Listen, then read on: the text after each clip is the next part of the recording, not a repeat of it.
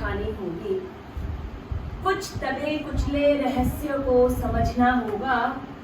कई बार जो छोड़ दिया गया था, बहिष्कृत कर दिया गया था, हमें तोड़ना होगा उन बंधनों को।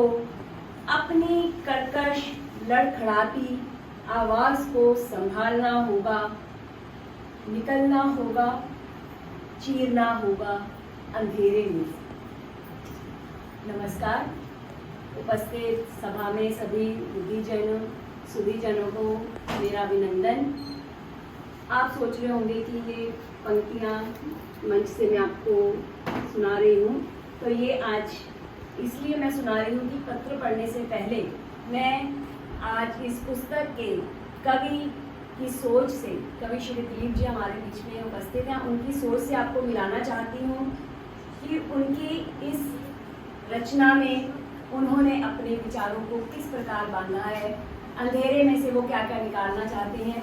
बहुत सुंदर कविताएं हैं इस संग्रह में, लेकिन ये जो कविता है फिर से ये मुझे बहुत ही सुंदर लगी, बहुत आकर्षित किया इसने मुझे। तभी मैंने इन पंक्तियों के साथ अपना प्रपत्र आपके सामने शुरू किया है। अपने प्रपत्र के द्वारा मैं अब आपको इस पुस्तक से परिचित करवाऊंगी। ये कवि श्री दिलीप पांडे जी का दूसरा काव्य संग्रह है, जिनमें लगभग 80 कविताएं संकलित की गई हैं।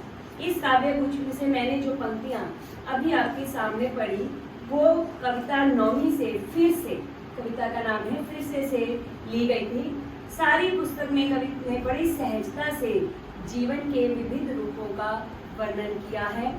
कहीं आशा शांति तो कहीं क्रांति, कहीं हार जीत, कहीं सुख दुख, कहीं मन की टूटन और कहीं विश्वास के तारों से जोड़ती आशा की किरण, जीवन को आगे बढ़ाते मूल्य, सभी भाव पुस्तक का हिस्सा बने हैं।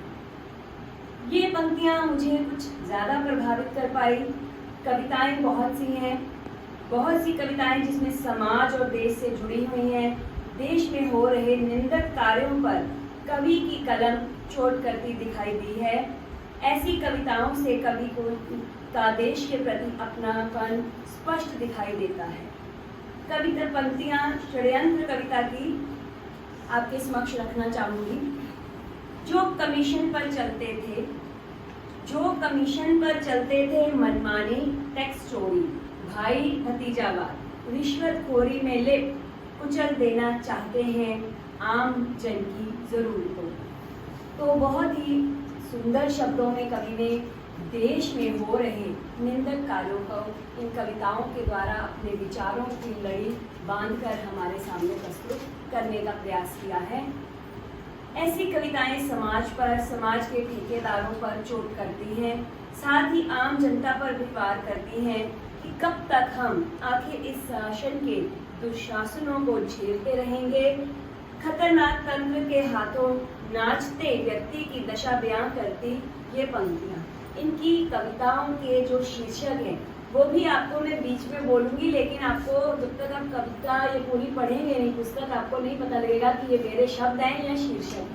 जैसे अभी खतरनाक तंत्र, ये इनकी एक कविता का एक बीच में शीर्षक है। तो इस कविता की पंक्तियां मैं आपके सामने रखूंगी। कुछ बचे खुचे पैसे हैं, टिकट शेष है। कुछ बचे खुचे पैसे हैं, टिकट शेष है। कांस्टेबल